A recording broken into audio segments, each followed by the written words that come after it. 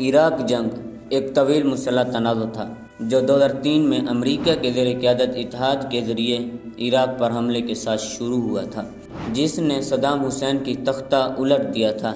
یہ تنازع اگلے دہی کے بیشتر حصے تک جاری رہا، جب جنگ کے بعد قابض افواج اور عراقی حکومت کے خلاف بغاوت پیدا ہوئی۔ تخمینے کے پہلے 3 سے 4 سالوں میں ایک اندازے کے مطابق 1,51,000 سے 10,33,000 عراقی ہلاک ہوئے۔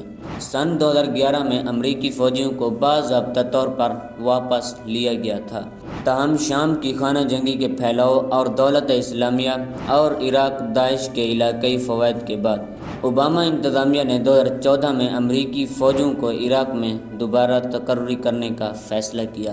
بہت سے سابق فوجی دفاعی ٹھیکیداروں اور نجی فوجی کمپنیوں کے ذریعے ملازمت کرتے ہیں۔ امریکہ ایک نئے اتحاد کے سربراہ 2014 میں دوبارہ شامل ہو گیا تھا۔ شورش اور خانہ جنگی کے متعدد جہتیں جاری ہیں۔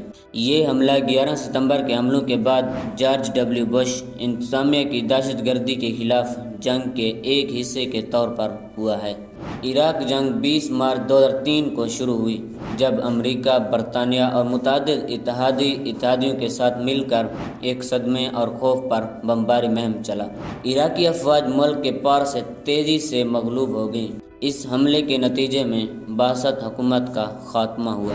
اسی سال دسمبر میں صدام حسین کو آپریشن ریڈ ڈان کے دوران میں گرفتار کیا گیا تھا اور 3 سال بعد اسے پھانسی دی گئی تھی۔ صدام کے انتقال اور اس کے بعد اتحادیوں کی عارضی انتظامیہ کے بد انتظامی کے بعد بجلی کا خلا شیعہ اور سنیوں کے مابین وسیع پیمانے پر خانہ جنگی کے ساتھ ساتھ اتحادی افواج کے خلاف ایک طویل شورش کا باعث بنا۔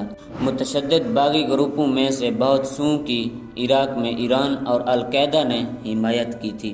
ریاست متحدہ امریکہ نے 2007 میں 1,70,000 فوجیوں کی تشکیل کے ساتھ جواب دیا۔ اس تعمیر سے عراق کی حکومت اور فوج کو زیادہ سے زیادہ کنٹرول حاصل ہوا اور بہت سے لوگوں نے اسے کامیابی سمجھا۔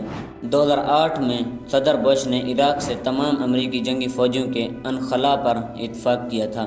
دستبرداری دسمبر 2011 میں صدر باراک اوباما کے دور میں مکمل ہوئی تھی۔ بش انتظامیہ نے عراق کے جنگ کے بارے میں اپنے عقلی اصول کی بنیاد اصولی طور پر اس دعوے پر مبنی کی تھی، جسے 1990 سے 1991 کی خلیج جنگ کے بعد سے امریکہ ایک بدمعاش ریاست کے طور پر دیکھتا رہا ہے۔ سمجھا جاتا ہے کہ اس میں بڑے پیمانے پر تباہی پھیلانے والے پروگرام WMD کے ایک فعال ہتھیار تھے، اور یہ کہ عراقی حکومت نے امریکہ اور اس کے اتحادیوں کے لیے خطرہ لاحق کر دیا۔ کچھ امریکہ عہدیداروں نے صدام پر القاعدہ کو پناہ دینے اور ان کی حمایت کرنے کا جھوٹا الزام لگایا تھا، جبکہ دوسروں نے جابرانہ امریت کے خاتمے اور عراقی عوام میں جمہوریت لانے کی خواہش کا حوالہ دیا۔ 2004 میں 9/11 کی کمیشن نے کہا تھا کہ صدام حسین حکومت اور القاعدہ مابین آپریشن تعلقات کا کوئی ثبوت نہیں ہے۔ عراق میں WMD کا کوئی ذخیرہ یا ایک فعال WMD پروگرام نہیں ملا۔ بش انتظامیہ کے عہدیداروں نے صدام القاعدہ کے متنازع تعلقات اور WMD کے بارے میں متعدد دعوے کیں جو خاکہ نگاریوں پر مبنی تھے، اور انٹیلیجنس حکام نے ان کو مسترد کر دیا۔ امریکی جنگ سے پہلے کی ذہانت کے عقلی تناظر کو ملکی اور بین الاقوامی سطح پر بھی شدید تنقید کا سامنا کرنا پڑا۔